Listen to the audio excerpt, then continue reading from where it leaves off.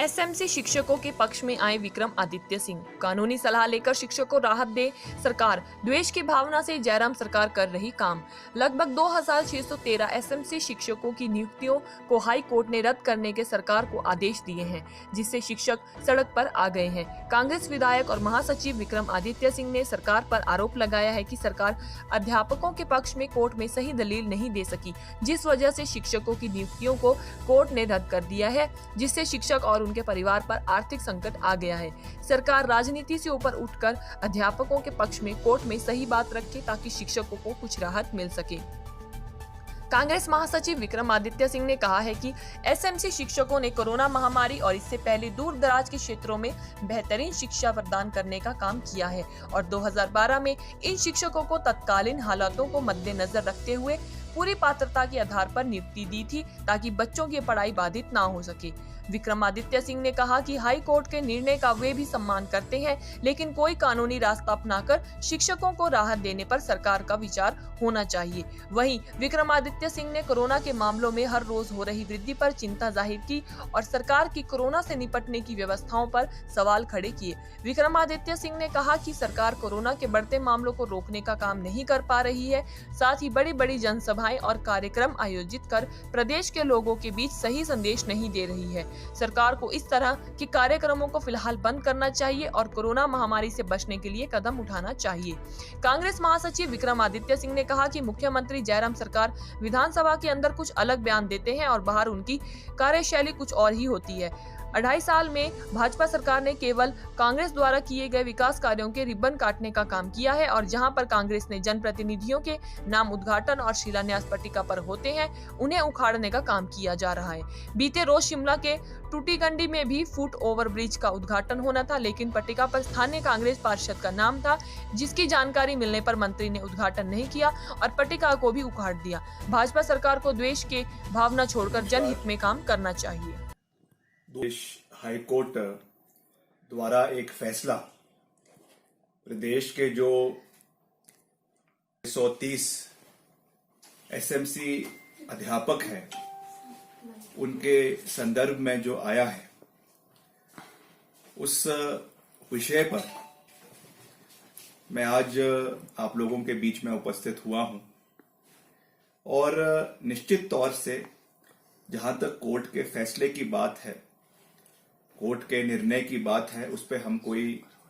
टिप्पणी नहीं करना चाहते क्योंकि ये मामला सब जुडिस है। मगर उसके साथ साथ जिस तरीके से उसमें हिमाचल प्रदेश सरकार द्वारा, उनके मुख्य अधिवक्ता द्वारा जो सरकार का पक्ष हाईकोर्ट में रखा गया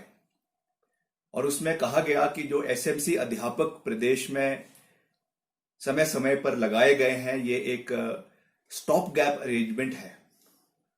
यानी कुछ ही समय के लिए ये अध्यापक लगाए गए हैं। मैं समझता हूं कि ये सरकार की मंशा को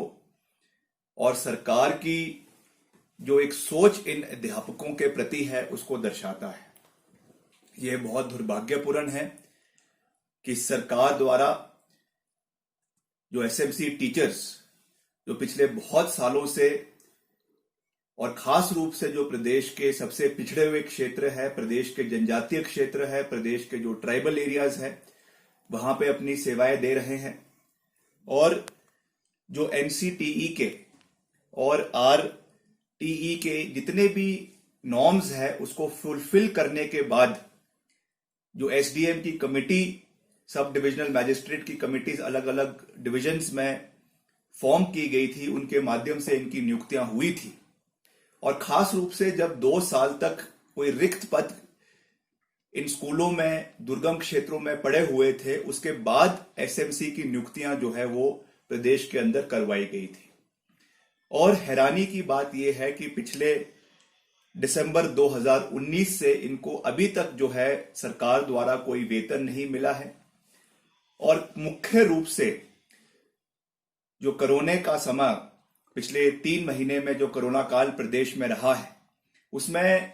और अध्यापकों की तरह और कर्मचारियों की तरह पैरा टीचर्स या पीटीए या और जो हमारे शिक्षक हैं, उनके तर्ज पे एसएमसी टीचर्स ने एक बहुत महत्वपूर्ण भूमिका जो है इस कोरोना काल में निभाई है। कोरोना वॉरियर्स के रूप में उन्होंने जगह जगह पे जो सरकार के निर्देश है, सरकार के जो कार्य है, उसको करने का प्रयास किया है। इस संदर्भ में ये बहुत महत्वपूर्ण है कि हमको इसको राजनीतिक दृष्टिकोण से देखने की आवश्यकता नहीं है। ये केवल 2630 अध्यापक नहीं है, मगर इनके साथ इनके परिवार के लोग भी जुड़े हुए हैं, जो आज इस फैसले की वजह से जमीन पर आ चुके हैं, सड़क पर आ चुके हैं। और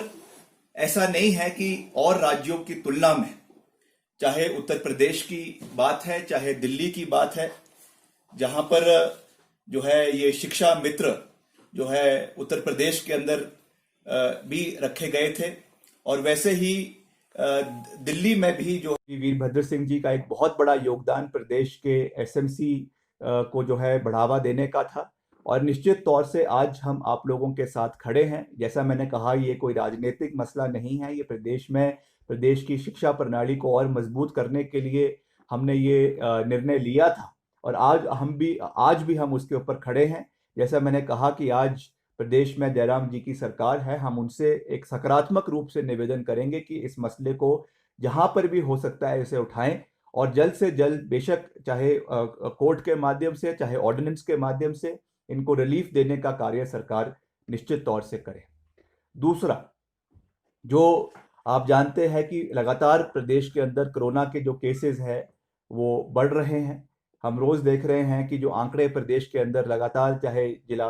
कांगड़ा है, चाहे ऊना है, चाहे हमीरपुर है, चाहे सिरमौर है, लगातार वहाँ पे केसेस बढ़ रहे हैं। जैसा मैंने कहा, ये भी कोई राजनीतिक मसला नहीं है, मगर हम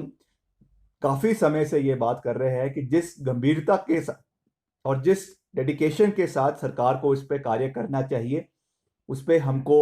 बहुत कमियां देखने को मिल रही है। सरकार के आला अधिकारी, मुख्यमंत्री और मंत्रीगण जिस तरीके से सोशल डिस्टेंसिंग की, या जिस तरीके से मास मूवमेंट्स करके, रैलियां करके जो है इसकी धज्जियां उड़ा रहे हैं,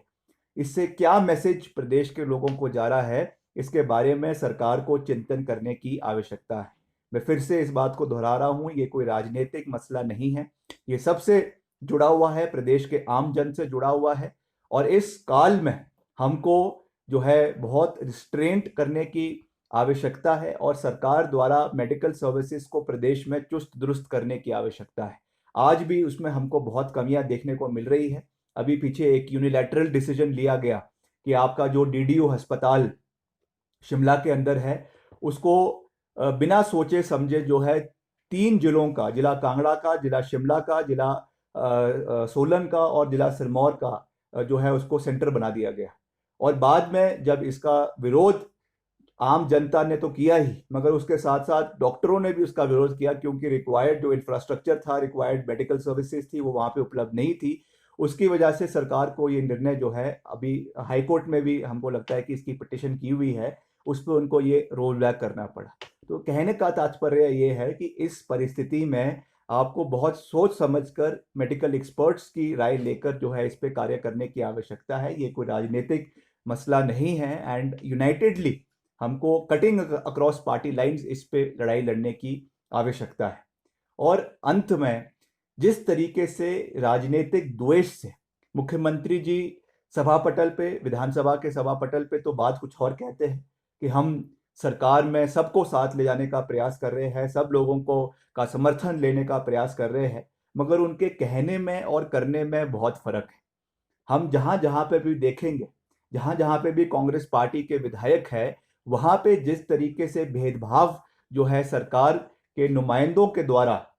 जो है जनप्रतिनिधियों का किया जा रहा है, ये बहुत दुर्भाग्यपूर्ण है। अभी हाल ही में एक और उदाहरण जो हमको शिमला शहर से देखने को मिला है, जहाँ पे टूटीकंडी में एक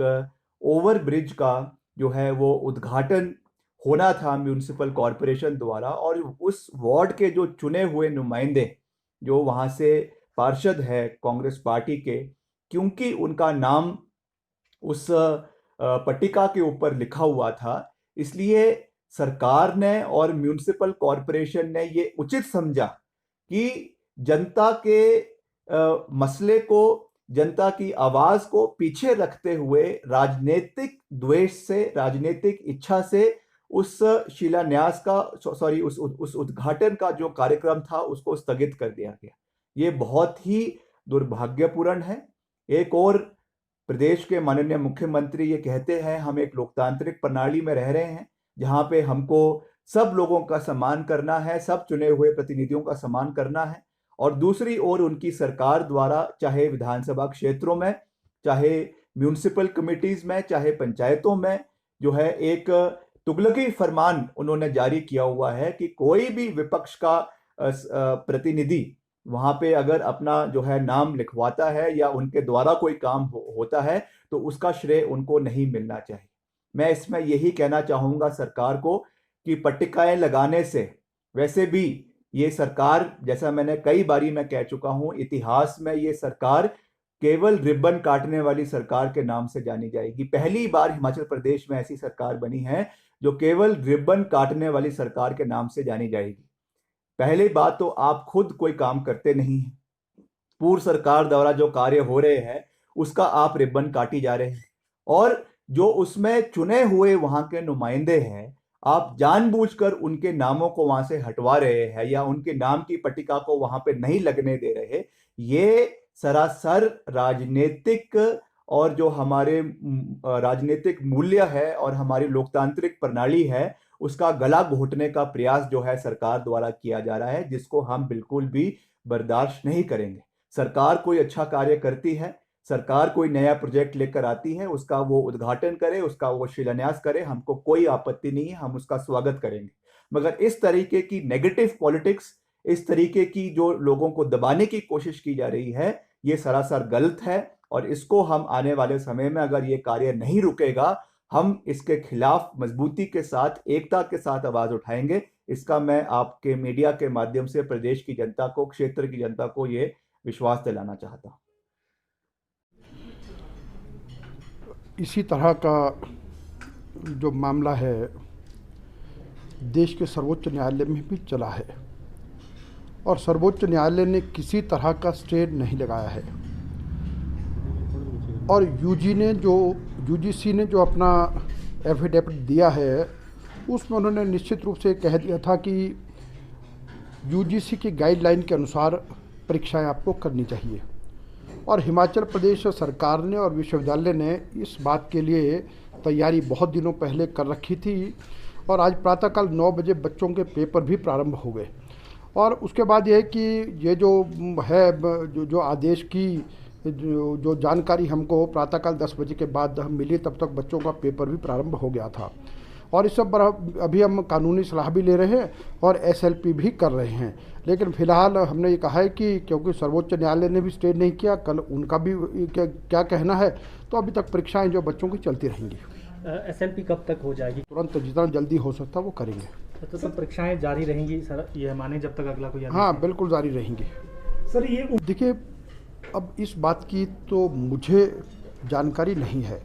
लेकिन जहाँ तक हिमाचल प्रदेश विश्वविद्यालय को और सरकार के ध्यान में ये बात आज ही आ गई, जबकि हमारे पेपर प्रारंभ हो चुके थे, बच्चे ये परीक्षा हॉल में बैठ चुके थे, तो इसलिए जो जब हमारी जानकारी में तब कोई ऐसा समय नहीं था कि जिसको हम रोक पाते। सर, हाईकोर्ट ने ही एक आदेश